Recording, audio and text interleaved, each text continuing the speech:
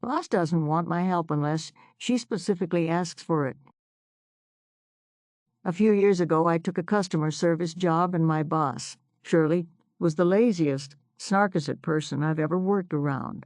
She spent her day on social media and personal calls while her inbox grew. Shirley's boss rarely came around and was happy as long as Shirley didn't bring any problems to her. So, of course, Shirley didn't. She buried any problems. After I'd been there a couple weeks, Shirley was showing us some new procedure. I don't even remember what it was, but it was something I'd done in a previous position, and there was a much easier way of doing it. I asked if I could make a suggestion. Shirley instantly shut it down. No, I don't want suggestions or help unless I specifically ask for them. Just do what I tell you to do. It was embarrassing and demeaning, to say the least. When Shirley went to lunch, the gal who had been training me asked me what I was going to suggest, and I showed her. She agreed it was much more efficient, and she showed the others. She told me they just worked around Shirley. They all disliked her and just waited until she was away to discuss problems and came up with solutions and left Shirley out of it. A year later, the lady who trained me retired. Before she left, she showed me how to run phone statistic reports. They showed how many calls each rep took, how long the calls lasted, how many rings before each call was answered, typical call center stuff. She asked me to take over putting together a report including email statistics each month to send to the e-commerce manager. Shirley was to give me the email statistics. After the first month, I emailed Shirley asking for the email stats. She ignored it. After the second month, same thing. I decided if it wasn't important to her, then I just wouldn't do it. I figured if questioned, I would show the emails I sent Shirley reminding her so my butt would be covered. Nothing ever came of it. So things went for the next couple of years. Then came the announcement that Shirley's boss had been fired, and while they searched for a replacement, Shirley would be reporting to the president of the company. He was terrified. He had her jumping through hoops. He had her submitting reports to him, attending meetings, answering questions. She returned from one meeting frantic. He told the senior rep, Angela, that he wanted her to bring him phone statistics that afternoon and she had no idea where to get them. I knew. Angela knew I knew. While Shirley sat at her desk trying to figure what to do, Angela came to me and said, "You aren't going to tell her, right?" I said, "Well, she once told me she didn't want my help unless she specifically asked for it." "Right. Well, she hasn't specifically asked me." We grinned at each other. Shirley went to her meeting empty-handed. She ended up getting fired a week or so later. I don't think it was because she didn't have the phone statistics, but that was probably one of many things that made it apparent that she didn't know what she was doing. Edit. Thank you all for your comments and awards. Happy holidays to all.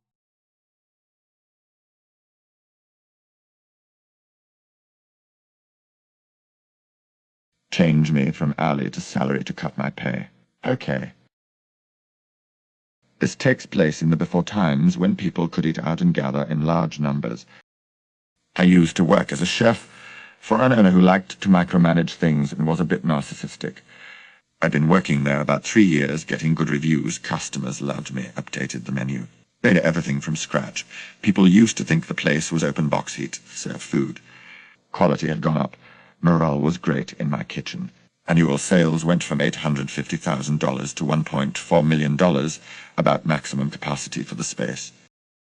The increase in sales and income went to the owner's head. He was always spending money on frivolous things and squandering cash. Sound system, stage for the event space, etc. For example, I needed a new alto sham. A used one would have sufficed. No peep at the top of the line, one that could be used as a smoker too. $12,000 versus what I wanted could be gotten used for $1,500. Granted, I enjoyed that piece of equipment, which after I left they no longer use the smoker function. Years later, I still occasionally get emails, invoices from a vendor, and see they bring in pre-cooked smoked meats now. I was hourly, but then the owner realized during the busy season I and my sous chef put in 70 to 80-hour weeks. During this, he realized I made more take-home pay from his business than he did.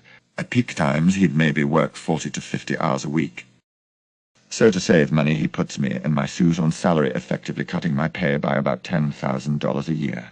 My sous netted a loss of $2,000 per year if we were to work at our current level of effort.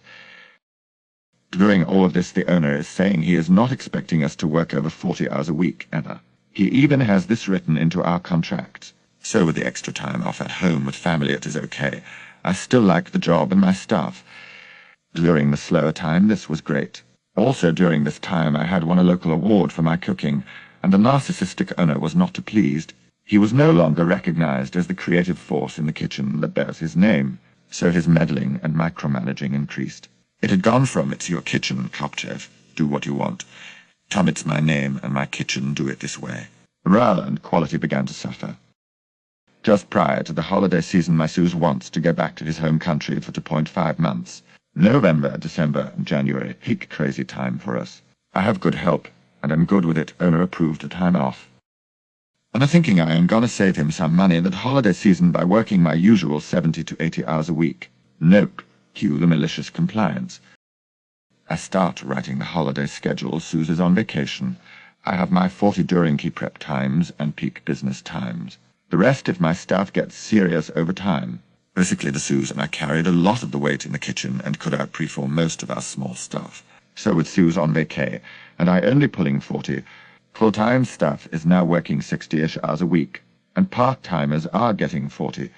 Things are running pretty smoothly until the owner realizes I'm not there like I always am during the holiday rush. He's in the kitchen more trying to micromanage my staff, giving them poor advice contradicting my directions and timing for events, crowing up the small parties my staff could handle while I am off. After a few weeks of this, he realizes he's going to be paying the staff out more in overtime than he saved on moving me and my Suze to salary. He starts demanding I work more hours to stop hemorrhaging OT to the kitchen staff. I show him my contract, where I am not expected to work over 40 hours a week. Now he says it's just a guideline. I held him to the 40 a week. It's Christmas, and now I can for once spend time with my family. Now with my Suze returning, I'm burned out from the constant micromanaging and gaslighting by the owner. I hand the reins to my Suze and change careers after 25 years in the industry and never look back. TLDR, micromanaging owner cuts my pay by $10,000 a year to save money due to owner's stupid spending habits. Says in contract not required to work over 40 hours a week. Busy holiday season, only work 40. Rest of kitchen staff gets overtime and no money is saved.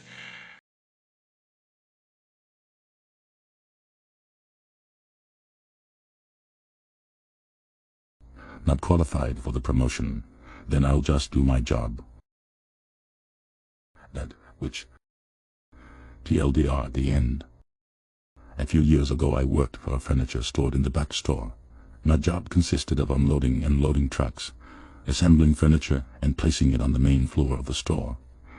After around 6 months there, my supervisor announced he resigned, meaning his post was up for grabs.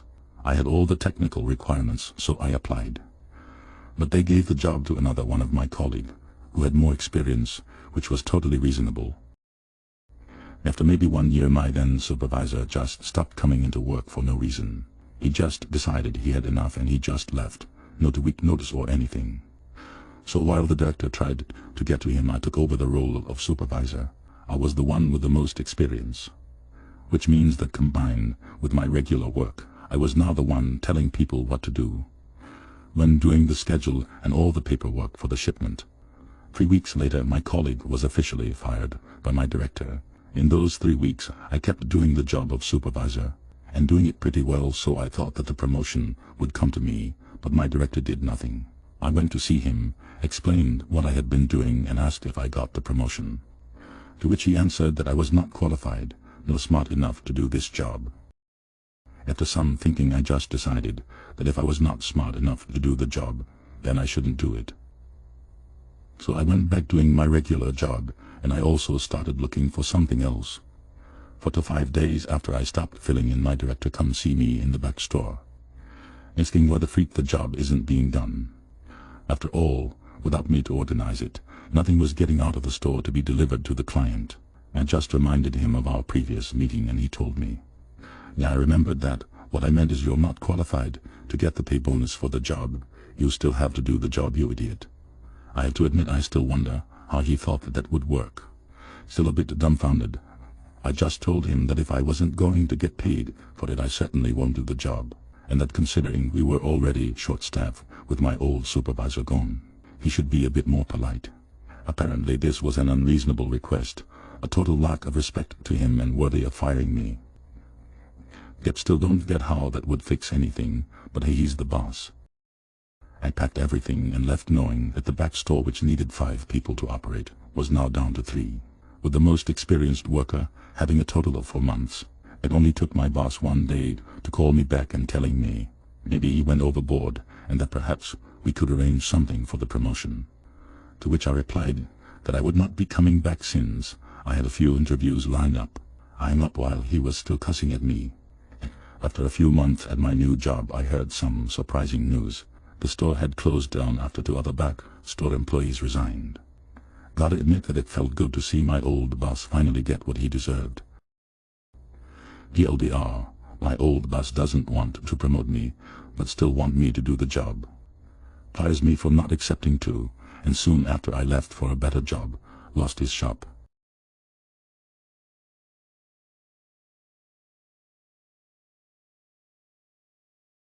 Like and subscribe for more wonderful videos.